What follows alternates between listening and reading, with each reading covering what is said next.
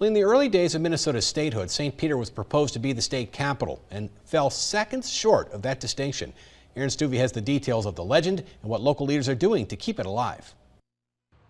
In 1857, when Minnesota was in the process of transforming from a territory to a state, there was contention about where the new state's capital would be. Even the shape of the new state was in question, and an early draft of the borders had Minnesota much wider and shorter. In that drawing of Minnesota, St. Peter was in the dead center of the state and was then proposed to be the new state's capital. The bill that would make it official passed both parts of the territory's legislature, and it was handed off to Joe Rolette to be enrolled and put into law, but Joe had other ideas. He was against the move. So instead of enrolling the bill and handing it to the governor, as he should have done, he took the bill and disappeared. But just as the territorial legislative session was ending and the clock was striking the end of session, Joe Rolette appeared with the bill. But it was too late. The session had ended.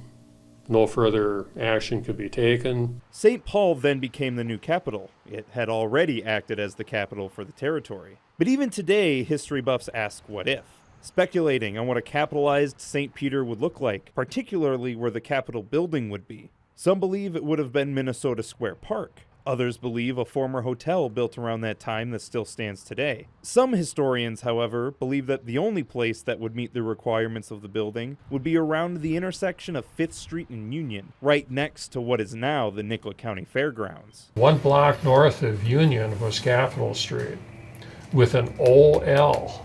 I think that's where they intended to build the Capitol.